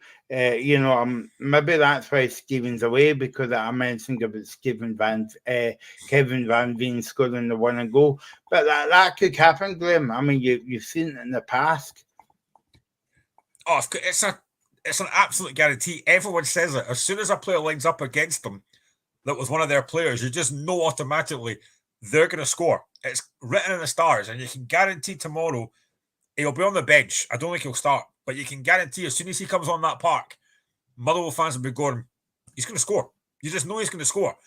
Now, Motherwell might hope that they're a couple of goals up by that point, but it's an absolute guarantee. If anything's going to happen tomorrow, it is that Van Veen will score. It's just written in the stars that he'll do it. And especially at Fir Park as well, Graham, that he's going back to his old home, basically, as well. But I don't know about you, but out with, well, you might be biased and say the Hearts game here, but out with the Aberdeen Celtic game, I would say Motherwell and Kilmarnock is the game of the day. Yeah, probably. I mean, I think I would obviously say Hearts because we're 3rd and Dundee are sitting 6th, but Motherwell Kilmarnock, with the caveat of Van Veen going back to Fir Park, it has to be up there. It really does. And it's going to be an interesting game. I think Motherwell, like I said to Stephen earlier, they're not that far off the top 6. Now, whether they get it, I don't know. But the league, that kind of middle bit is so tight. It just takes 1 or 2 wins, and you're right back up there. And if results go Motherwell's way tomorrow, if they win and other teams around them get beat, I assume that Aberdeen probably will, they could find themselves right back up there. So it just is such an important game tomorrow. Every game is important. But right now, the window's closed, can't do any more business, unless, of course, though, and I would have said this to Stephen, who's here actually as well, Motherwell could potentially still sign a couple of players, free agents, out with the window. So that might give them a bit of a boost as well. So it's a really tough game tomorrow, but I just think with the way that Kilmarnock have been playing, the fact they've got Van Veen there now, I just can't see anything other than a Kilmarnock win. Let's move on to the game at Ibrox then against Livingston. So the Rangers against Livingston. Let's hear from Philip Clement. He was speaking this afternoon ahead of the game tomorrow at Ibrox, and he was quite happy with the window that Rangers had. But this is Clement speaking about the game tomorrow. With a lot of talent, he's still young. He had his first experience in Europe, in Lens. Was not the easiest one. I know Lens also, so there's a lot of competition there. Also a different playing style than he was used to, because he's more a winger, and they played a system without wingers. So that was for sure for a new player not an easy thing to cope with, to do it in another position and doing other things than you're used to doing. I think he's somebody with a lot of quality, with a big future if he makes the good steps and he learns the right things. I have a really good experience with Colombian guys until now.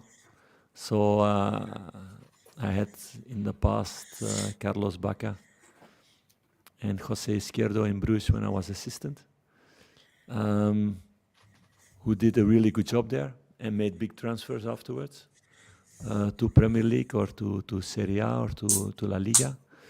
I had John Lukumi in Genk, also as a young player. I think John was 18 when he came, 18 or 19, as centre back, and he made also the right steps, because all of the three worked hard. The thing is, with them also, it's a culture shock. So you need to take that in account, and every individual is different in that way. Needs more time. Some need more time. Some are fast adapted. Izquierdo, it went fast. With Baca, was maybe then in career the best of the three. Jose had a little bit bad luck with a big injury.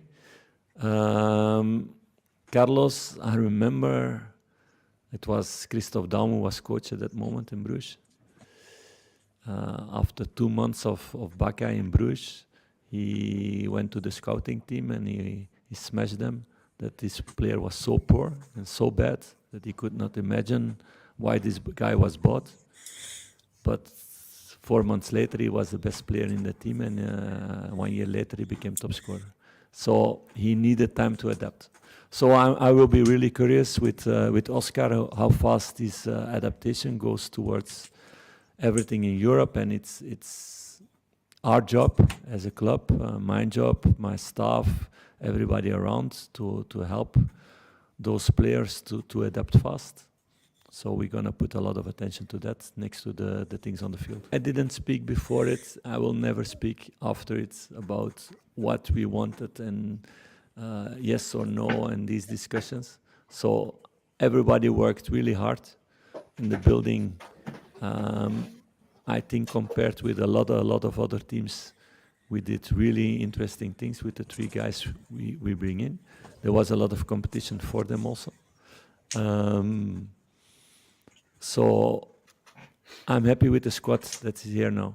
And about the striker position, everybody's saying that Cyril is doing a big evolution in these 3 months. It's really clear for everybody.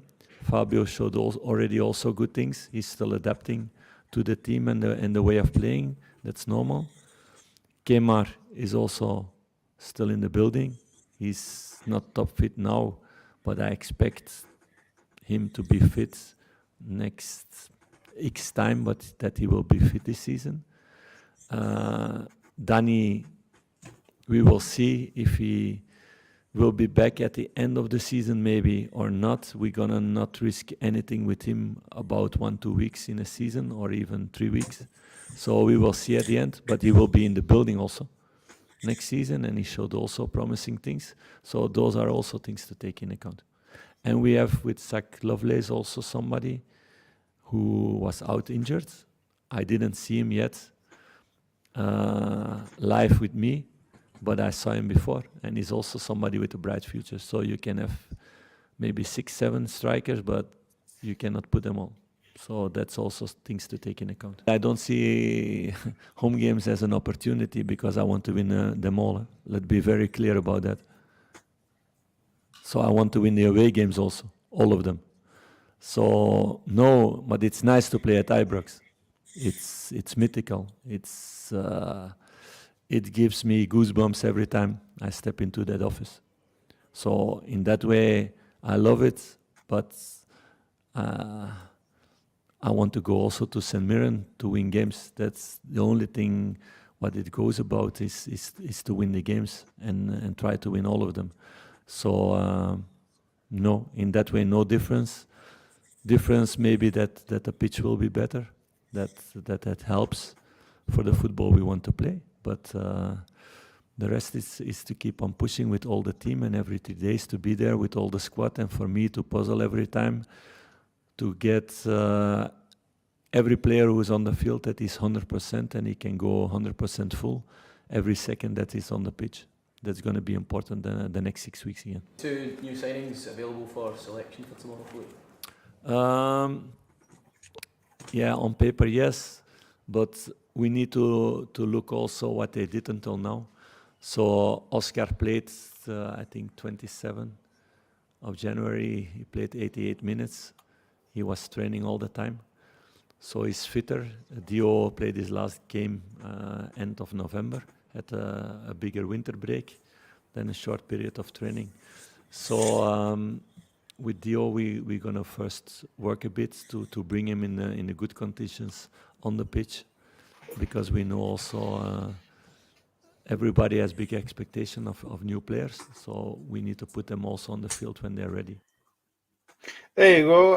That was Philip Clement talking about the game tomorrow, and you might be a bit concerned because one of the questions that he was asking was, is the home games important? And basically, he was making the point that it doesn't matter if it's a home game or an away game at St. Mirren or whatever, you still got to pick up 3 points. Tomorrow against Livingston, do you fear for Livingston? I mean, if you're Rangers, this is the one game you want against a really poor Livingston side. 15 games without a win. David Martindale, I've said previously in previous weeks, and you've said the same thing as well, just sounds despondent. Every time you hear him speak, it just sounds like he's lost. And it just sounds to me like Livingston know they're down already. Now, I know they're only 6 points off, but I think they look down already. Like I said, 15 without a win. And they're going to go Irish tomorrow and get hammered. But we've seen it before. You know, teams that have maybe got, you think you're going to get hammered, but maybe come up with something. But I don't see that tomorrow. I mean, Rangers are obviously great form. It should be 3 points on tomorrow. They have strengthened with the guy Oscar. They've got Diomande in as well, and they've got Fabio Silva as well. So I think Rangers have strengthened. But this is a game that I'll look forward to tomorrow and think that they could take quite a few goals off Livy. I think Livingston will do what they do quite a lot. They'll sit back. They'll try and make it difficult. They'll get everyone behind the ball, try and make it difficult for Rangers. But I think if Rangers get an early goal, it could be 4 or 5. So yeah, I would fear for Livingston tomorrow if they lose an early goal. But again, a bit like Ross County last week, they were 1-0 down early on, but then kept it really tight and got chances in the end. Livingston could do that tomorrow, but I just don't see it because Livingston just looks such a poor side. I think Livingston went to Ibrox a few seasons ago, Graham, and they were actually winning, and Rangers came back and they got a point at that game. But it's a totally different side now to that side a couple of seasons ago, and you would say a totally different side at Rangers as well. Yeah, it is. I mean, Rangers have come in. You have to give him credit because he steadied the ship after Michael Beale left. Yep. A lot of these players you've got to remember are still Michael Beale's players. So he's not really had much of a transfer window. He's brought in a few players now who look decent signings. Oscar Cortez, the white player, might make a difference. They've still got players to come back as well, like Sima and Danilo. Dessers has started to score goals, 12 goals this season, so he's been in good form. Scored again last week. So Rangers are looking really strong, and I think obviously that's why Celtic fans are getting concerned about the lack of transfer window that Celtic has, because Rangers are creeping up on them. They're only 5 points behind. And you've got to imagine that Rangers will win tomorrow quite comfortably. In terms of Livingston, I mean, they just look such a poor side. Hammered by Dundee at home last week. And that was a Dundee side that had 10 men. I think when they were 2-1 down, they still scored 2 more goals. So, yeah, they just look devoid of any ideas. They look so lacking of confidence. David Martindale, like I said, just looks like a man who's just completely lost. And I I know that he's talked about loyalty, which is why he's staying at Livingston, but I don't see how Martindale turns this round. I genuinely don't, and I said this a few weeks ago as well. When Livingston go down, because I think it is a case of when and not if, is he going to stay at Livingston? You know, will he have that loyalty to say, well, I got you down there, I'll bring you back up? I don't know if we get that chance. Livingston might decide, do you know what? Probably time's gone now. I think you know when your time's up. And I think if Livingston could afford to sack Martindale, they might have done it by now, because they need something fresh. They need fresh ideas. David Martindale for weeks and weeks and weeks has talked about the lack of budget. We all know that. But like I said about Brendan Rodgers earlier on, does Brendan Rodgers need to change the way he plays? I would say the same for David Martindale. Does he need to change how he's playing to try and get more out of these players? Because he's got to do something. And I think you mentioned about Rangers game in hand. I think that is on Wednesday night against Ross County at Ibrox. The same night Celtic plays against Hibs at Eastgate Road as well. But yeah, I mean, you're right. I mean, Clermont's come in and skegged the ship. Okay, a bit. Got points. Not as smartly enough. And obviously they went to Parkhead at the New Year, and Celtic beat them 2-1. Could have been more for Celtic that day. Let's be honest with you. As well, but yeah, I mean, you just feel a bit kind of sorry for David Martindale, because a few years ago, like, it was on the TV every 2 minutes because he did well for Livingston, and he did well from a kind of personal point of view, and all that. But yeah, he looks a very defeatist guy, and he does. I mean, his problems were documented his past, but he's overcome all that, and he's been fantastic for Livingston. But every manager's got a shelf life. You know, he's probably one of the most longest serving managers in the league, I think, now, because he's been there for ages. Yeah. But I think there becomes a time where you have to think, do you know what? This isn't working. This isn't working anymore. I don't think I remember many managers being able to go 15 games without a win and still stay in charge. I don't know. You know, look at Barry Robson. You know, Aberdeen are currently sitting 8th. They haven't, they've not had a brilliant season, but it's not been a complete disaster. They've been in a cup final. Yet Aberdeen are parted company with them after 9 months. Whereas a team that's gone 15 without a win, bottom of the league, 6 points behind, but they've kept the manager in place. And I just kind of think, well, is it a case of showing loyalty? Is it a case of we can't afford to sack him, so they've got no money coming in? I don't know what it is, but something needs to change. And I think there's every chance they're going to get hammered tomorrow. I think everyone knows that. Going to Ibrox, Rangers playing well. I think Clermont's only lost 1 game since they came in, and that was against Celtic. It's a really difficult game for Livingston. And let's be honest, after you've just been beaten 4-1 at home to Dundee, the last place you want to go is through to Glasgow to play a Rangers team that are playing really well just now. I mean, that's got to be thinking this could be 4 or 5 here.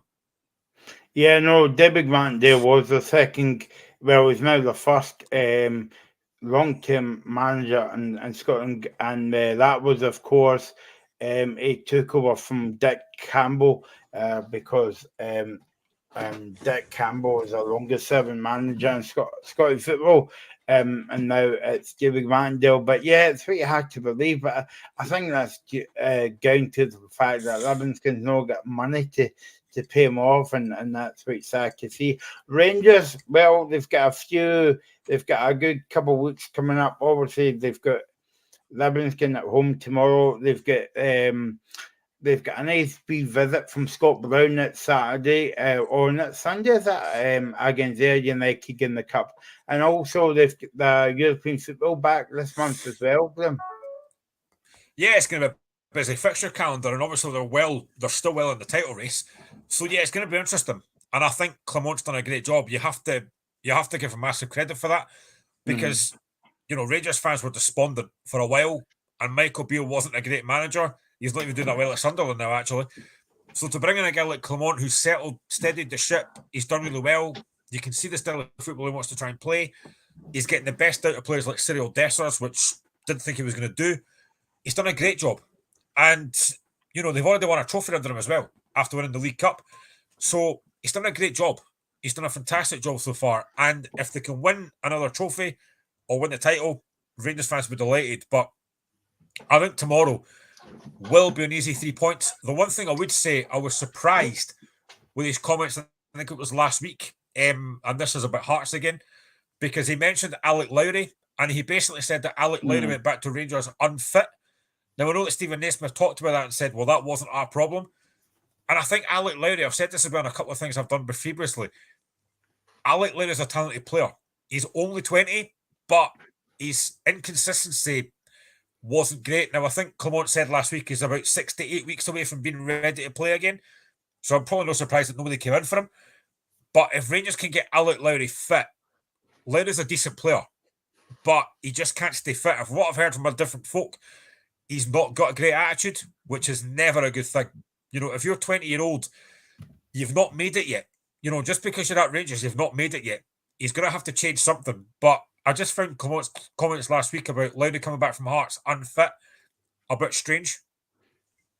Okay, let's move on now to speak about 10th against 11th tomorrow, Graham. Ross County against Johnson. And I know you were saying about they got a point in Livingston in midweek, but I don't know about you, but I think that point was more suited toward Ross County. I think they would be delighted to get a point down there. At Livingston, that point, we're going to help them one wee bit. But you never know, football is a fun little game. And St Johnson, well, at the beginning of the season, we were all saying on the show, St Johnson will go down. They picked up a wee bit under Craig Levein, and suddenly they went to Airdrie and put them out the Scottish Cup. Yeah, I mean, disappointing for St Johnson to get knocked to the Cup, and Airdrie play Hearts next, which will be interesting.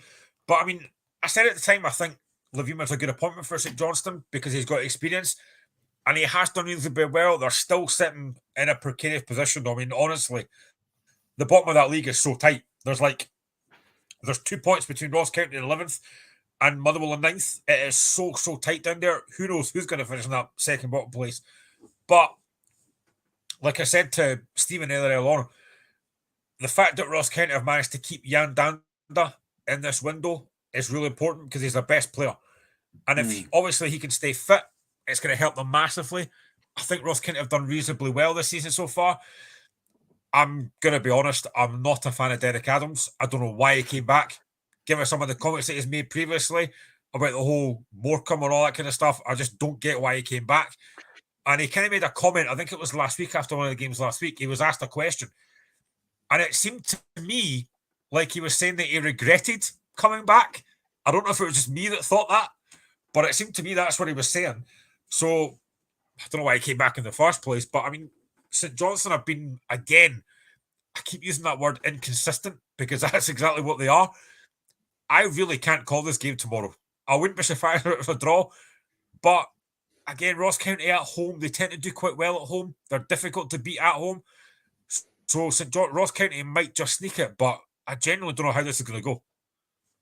Do you, going back to the Derek Adams point, Graham, right? See if he was at Hearts, right, and if they kept making these comments, would you want him sacked right away? 100% I would. You know, I can get his comments when he came in and he talked about the standard of football in Scotland. That's fine. I get that. The standard maybe isn't that great. But then to come out publicly, when your players are probably hearing this, and saying that he left a team that was better than that, if I'm a player and I'm hearing that, I'm thinking, why would I want to play for you? Seriously, if that's what you think, then bolt. I just don't get why you come out and say that. And I know that Ross, because I mentioned it earlier on, when he came out and made the comments about, you know, Hearts having no money, and Ross said, oh, you know, it's Derek Adams at the wind-up. I don't agree with that. Why would you come out and say that when you know you've been caught lying? Because Hearts basically, Joel Sketch from the Hearts Standard came out about half an hour late and said, that's nonsense. That's not a wind-up for me. I just think it's Derek Adams talking nonsense. And every time I hear him speak, I'm not impressed. Now, Ross County fans might lap it up, but if that was me, I would not be impressed. Do you think as well that Derek Adams is maybe, I don't know, cutting his nose off give spite his face because he keeps going on about the scandal of Scottish football. But and you can say what you want about the Scottish game, by the way. But also, I think that it would have to. My personal opinion is, I think it would have to take a pay cut to come to Ross County compared to Morecambe. Now, I don't know anything about Morecambe, right? But I would imagine that they would have a bigger budget, a bigger maybe fan base, only just. And Ross County, you've got the opposite. No, exactly. And I think for me, the comments were just, if he'd made those comments, he might have had a bit more substance. Had he made those comments after Ross County had won, but he made those comments after they got beat in the last minute by Dundee. Now, had he made those comments after they won, then it might have had more credence. But to say that after you've lost, I think was really poor. And every time I've heard him speak, I'm not impressed. And I think he is cutting his nose off to spite his face. I don't think it's a great look at all. And I just think if you think what you've said, then why did you come back? You know, if you don't like the standard of football here, why did you leave Morecambe? There's always a reason for it. And if you think these Morecambe players are so good, then why in this window did you not go back for a couple of those players? That's what I would say to that. I just think his comments for me, I just think they're really poor, and it doesn't help. Like I said, I can understand that parts, the standard of Scottish football maybe isn't great, but it's what we've got. You know, it's the product that we've got, and we love it. It's what Scottish football's about. It's the kind of up and at them, it's the kind of getting in people's faces, and that's what you want. I don't watch Morecambe, so I don't know what they're like. I don't know what the standard in there is like at all. But I just think to come out with those comments, and like I've said, those players will have heard that. And if I'm a player that I'm thinking, if that's what you think of me, why am I going to play for you? I just don't think it comes across well at all. As for St Johnson tomorrow, Graham, difficult game, obviously, going up to Ross County on the tight park and all that. And you don't know what the weather's going to be like. I mean, the weather here today where I am was a bit windy and a bit wet and stuff like that. So St Johnson, would they be happy with a point or even better 3 points at the game? I think if you ask St Johnson to take a point now, I think they probably would. You know, to go to Dingwall, which is not an easy place to go, as we all know, every team finds it difficult up there. I think they'd be delighted with that, but obviously want all three. I think they signed a player a couple of days ago before the window, but I don't know that I can't remember the guy's name, but I heard a radio show earlier on, and he was talking about the stats, and this guy's been playing like very, very low league football. I think he's a striker. So again, it's going to take him time to get used to the league, but I think Levine is one of these managers that it did make perfect sense at the time, and I think he will do well, and I think he will keep St Johnstone up. But I genuinely think if they could take a point now, they would. But honestly, this is such a tough game to call tomorrow because you don't know what to expect from either team.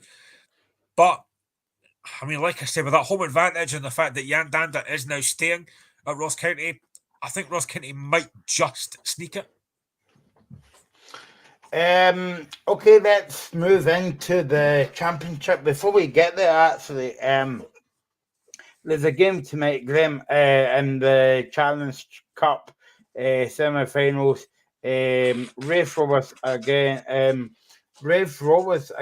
Airdrie tonight, and tomorrow we've got Falkirk against the New Saints. Look at the championship games. We have got Ayr United against Dundee United, Dunfermline against Morton, Inverness against Queen's Park tomorrow. Any games stick out for you tomorrow, Graham? For me, Partick against Raith. Raith sitting in second, Partick sitting in third. Raith's form has tailed off a little bit. You know, they got beat 3-2 by Inverness last week. Alex Samuel got a hat-trick for Inverness. But Raith Rovers are still thinking a decent side. And I said before, to get a guy like Dylan Easton for that league is a great signing. I still think it's going to be very tight between them and Dundee United, but I still just have a feeling that Raith might just sneak that league. But they've got to start picking up form. United playing against their United, I think United to win that. But again, I was looking at the stats earlier on, and actually Morton are one of the form teams in the championship just now. I think they're unbeaten in about 11 in all competitions, so they've done really, really well. And they've To got go a team Motherwell won the cup as well. Yeah, and that'll be a difficult game for Motherwell. Really difficult game. I think Dougie Emery's done a great job there. Queen's Park have signed Danny Wilson, that was at Rangers and Hearts. Again, that's a great signing for that league. Fair play to them. So yeah, I mean, I keep saying the Championship is such a great league. It really is. I worry for Arbroath. I think they could be going straight back down. I think they could be going straight down, unfortunately. But honestly, you look at that league. I've got the league table in front of me. United are top on 45, Ray second on 44, Partick third on 37, Morton fourth on 29, Airdrie fifth on 28, Ayr sixth on 26, Dunfermline seventh on 24, Inverness eighth on 24, Queen's Park ninth on 28, and Arbroath in 10th on 18. It is so tight in that league. It's great. But I just keep thinking that Wraith have done really well this season. And I think I tipped them to start to win the league earlier on. And I still think they might. But it's just going to be, that game tomorrow is going to be huge, particularly against Wraith Rovers. If Wraith can win that, it'll be a huge 3 points for them. Okay, this is the time of the show, time of the year, actually, to look at the oval ball, the rugby, and let's kick off with the Six Nations. That it begins tonight, actually, Graham, at 8 o'clock kickoff. France against Ireland, and then tomorrow you have got Italy against England. Never heard of England actually before. I don't know. This is on the radio station. This is on the station. I can say that one, Graham, by the way. 2:15 kickoff, and then tomorrow night the big one at 4:45. Graham, after Hearts get 3 points against Dundee, you're hoping. Wales against Scotland at the Millennium Stadium. Now we have said this for a long time. Last year it was looking like it, and then we kind of failed after 2 games to go. I think it was because Ireland beat us. But could this be our year, Graham? I think we're going to every year hoping it's going to be the year, and it just never seems to be. And it's a difficult start as well. You know, going to Wales, I'd have liked the first game to be at Murrayfield, but it's a difficult test. But if we can go, we'll go there with confidence. I mean, I've always said on this show that I'm a big fan of Finn Russell. He's one of the best rugby players I've ever seen, actually. He's brilliant. But it's going to be a difficult test. I think probably Ireland are probably favourites for this. You know, going to France for the first game is not going to be easy. I'd imagine that England will probably beat Italy quite comfortably. But it's a really tough game for Scotland tomorrow. But if we can get a win there, it would give us that little bit of confidence going to the next game. So it's going to be tough. But I mean, all we can do is hope. That's all us Scottish fans have got is hope. Yeah, and just looking at the fixtures this year, Graham, could we beat England again? That would be 3 times in a row. If we beat them again, do we get to keep them? Yeah. No. Do you know what? Why not? You know, the fact we've done it twice, it gives us that confidence. I don't think England are any real great shakes. I think Scotland have got a decent team there. So, yeah, I mean, why not? I think there's every chance Scotland could beat them again. But I think it's just important that we get off to a good start tomorrow and go to Wales and beat them. But again, it's going to be so difficult. And I've said before on the show as well, I'm obviously a massive football fan, but one of the rugby games that I was actually at with one of our former colleagues who seems to have disappeared off the face of the planet, Matthew. Wherever you are, pal, let us know. But yeah, I'm still waiting for that milk you went out for ages ago before you say it. But I mean, I went to Murrayfield for a Scotland Wales game, and to have like Scotland fans in with the Welsh fans singing the national anthems, just having that bit of banter, you could never do that at football. But it was just a great atmosphere. It was a decent game. I think Scotland actually might have won that game as well. But there's just such a massive difference. And as well, you look at rugby compared to football, and you talk about like the referees in rugby are massively respected. Nobody crowds the referee when they make a decision. The checks for like different things get checked very differently. It's just so different. And honestly, I think Scotland have got a great chance, but it's all about getting that first win tomorrow. Yeah, and also when I saw this during the week, Graham, I don't know if you saw it, like, but the last time Scotland beat Wales in Cardiff was 2002. So Yeah, there's no pressure. that needs to be rectified pretty soon. I mean, like I said, I think Scotland have got a decent team, and Finn Russell for me is absolutely brilliant. I think we've got a decent team, so there's no reason that we can't go there and win. But do you know what? Good things come to those who wait. These records are made to be broken at some point, so why not tomorrow? Don't get me wrong, Wales are a good side, but why not? Why couldn't Scotland go there tomorrow and get a win? Yeah, no, I would be good if Scotland gets off to one and scat, because I mean I think they were pretty poor in the World Cup, Graham. I mean they failed. Okay, they had what is it, Ireland and South Africa in the group, but they had a poor World Cup campaign. Yeah, I think even they didn't do themselves justice. It was a very tough group. You know, you looked at the group when it's drawn and you think it's going to be tough. You know, you're playing probably the favourites of the World Cup in Ireland, the top team, and you've got a difficult game there. So yeah, it was going to be hard. But do you know what? Six Nations is slightly different, and I just think that Scotland have got a great chance on this. But it's all about I think when it comes to these kind of Six Nations, you have to get off to a good start. Win your opening game, give yourself a bit of confidence, and if Scotland could do that tomorrow, we've got every chance of doing well in this tournament. But it's all about the opening game. We have to win it. Yeah, no, definitely, and I think it's looking back to the England game. So basically, it's Wales against Scotland tomorrow, right? And then we've got a home game against France, and then a home game against England, and then an away game to Italy, and they always keep the difficult game to last game away to Ireland.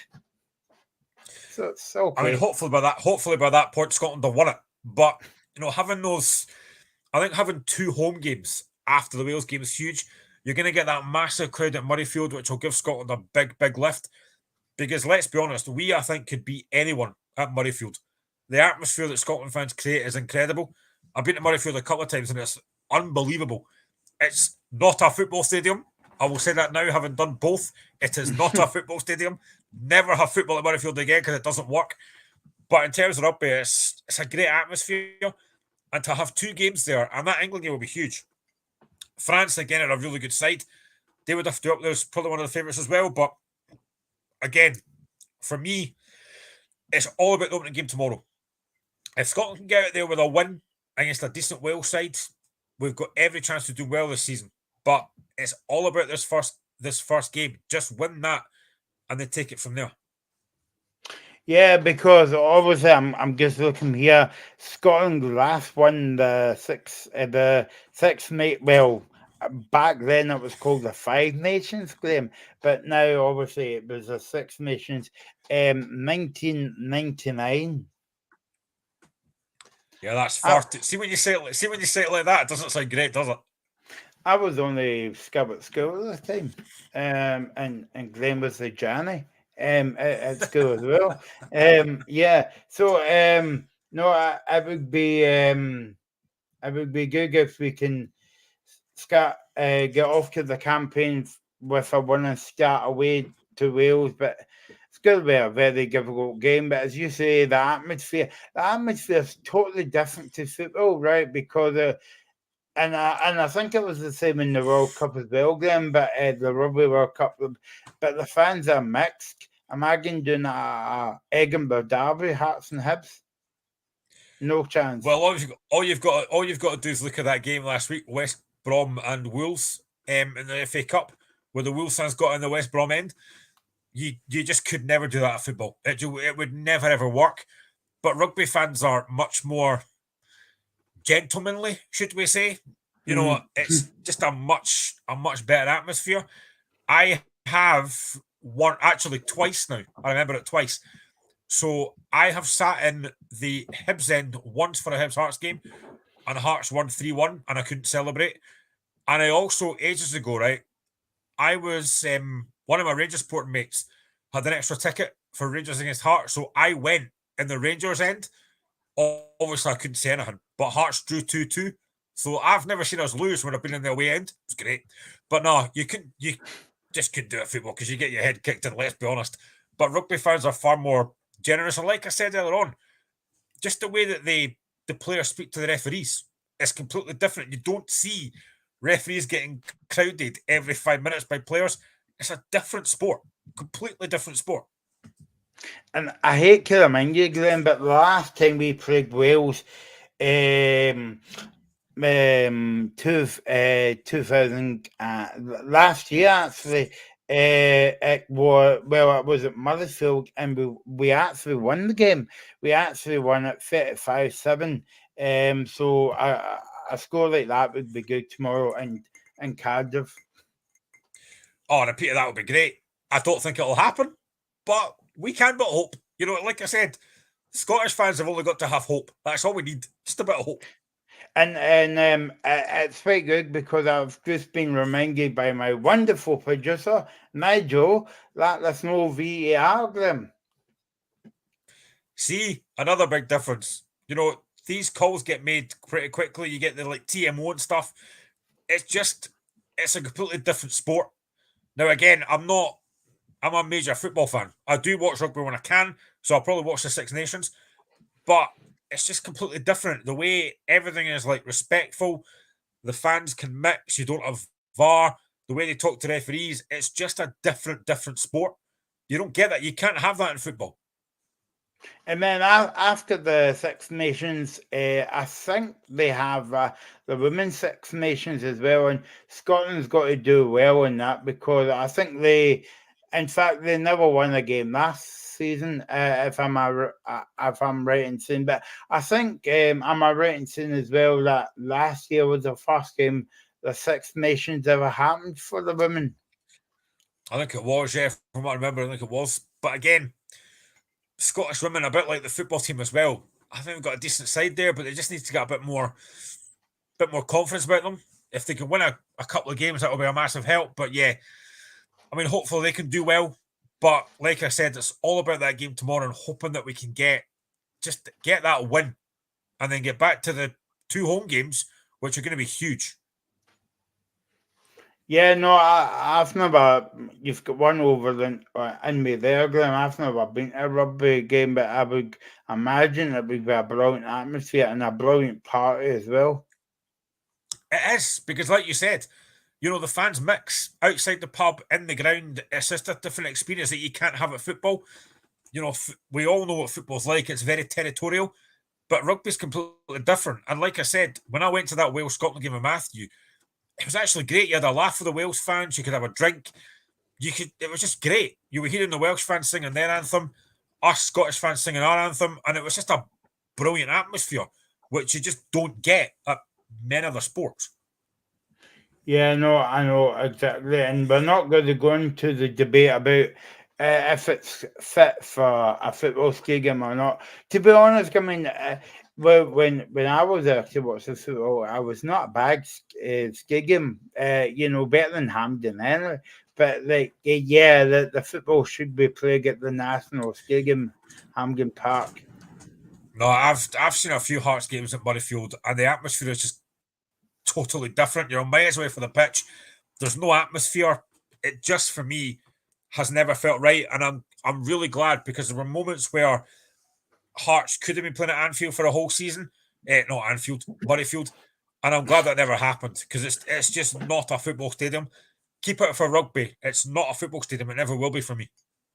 I think Graham has just gave away his English football team he supported, and if you missed that one, you can go back and watch it again. Yes, he did say not Everton, Anfield. I'll be there in March. I'll be at Anfield in March for a Legends game. Can't wait. So there you go. So thanks for watching. Thanks to all your comments. Thanks to Graham. Thanks to Stephen. Thanks to Nigel behind the scenes.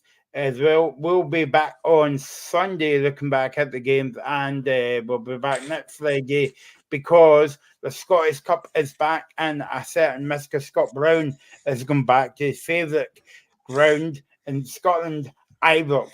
And we should have some on from Ayr United on the show next weekend, so that'll be pretty fun as well. So thanks for watching, thanks for all your comments. Have a good night, and we'll see you soon here on Independent Live.